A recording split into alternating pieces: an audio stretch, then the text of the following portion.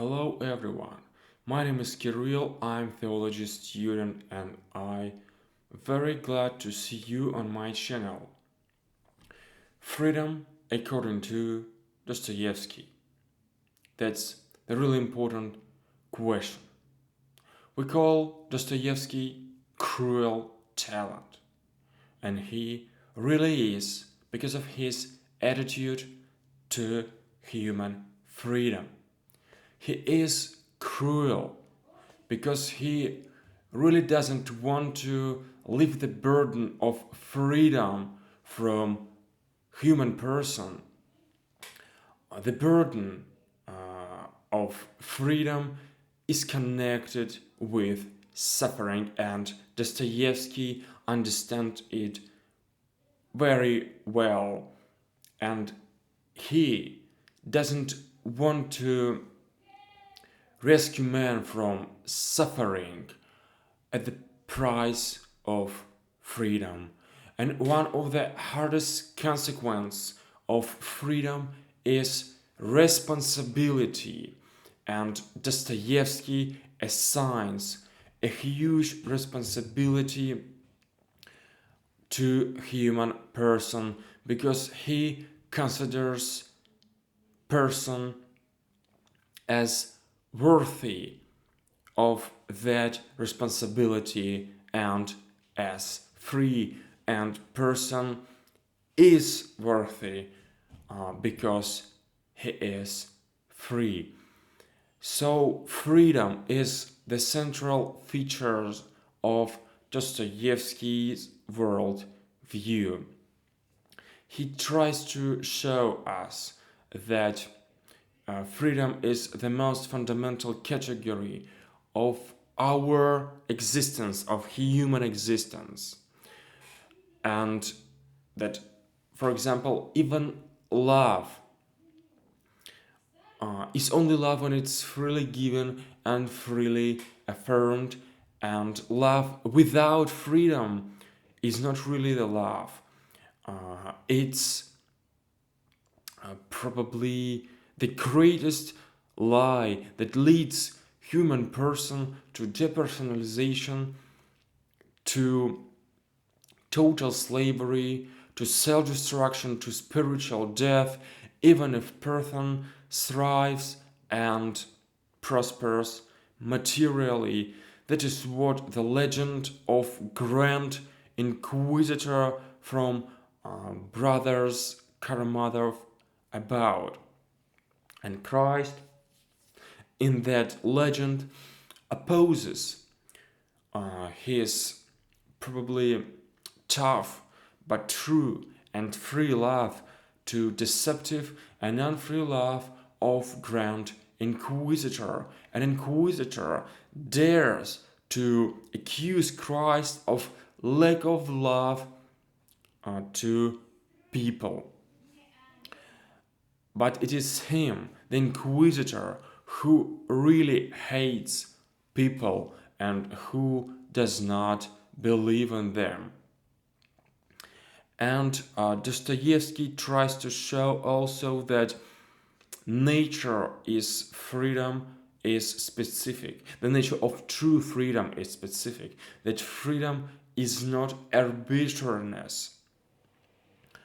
And and that freedom is connected with love also.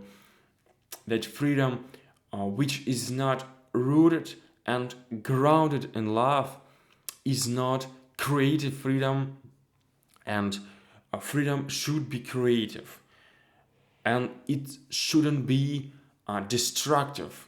But freedom, when it's arbitrariness, when it's without love, it is destructive. It is evil arbitrariness. And there are different aspects, important aspects of Dostoevsky's understanding of freedom. For example, one of such understanding, such aspects, Dostoevsky open in his, not only in novel, but in his diary of writers, where he speaks about freedom directly. He said that freedom is not arbitrariness but self-ownership. For Dostoevsky, a free person is a person who controls his own will. So, free person is a person who controls his own will, who probably own his own will. This thought is much deeper than meets the eye. Every person has a will. It's an important anthropological problem.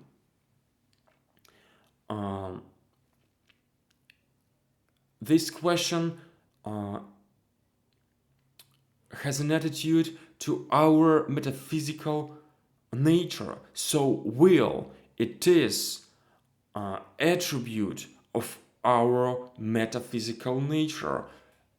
Person does not exist without will, but sometimes and very often person cannot control his own will. It's happened when person cannot give the direction to his own will. So becoming free for Dostoevsky, according to Dostoevsky, is not about removing some kind of external constraints. Freedom for Dostoevsky is eternal, in a question, and not even a question, but the goal for a person to find himself, to become. Dostoevsky calls every person to become a free citizen of his own inner kingdom, to look into yourself. And this is the way, according to Dostoevsky, that every person is called to make.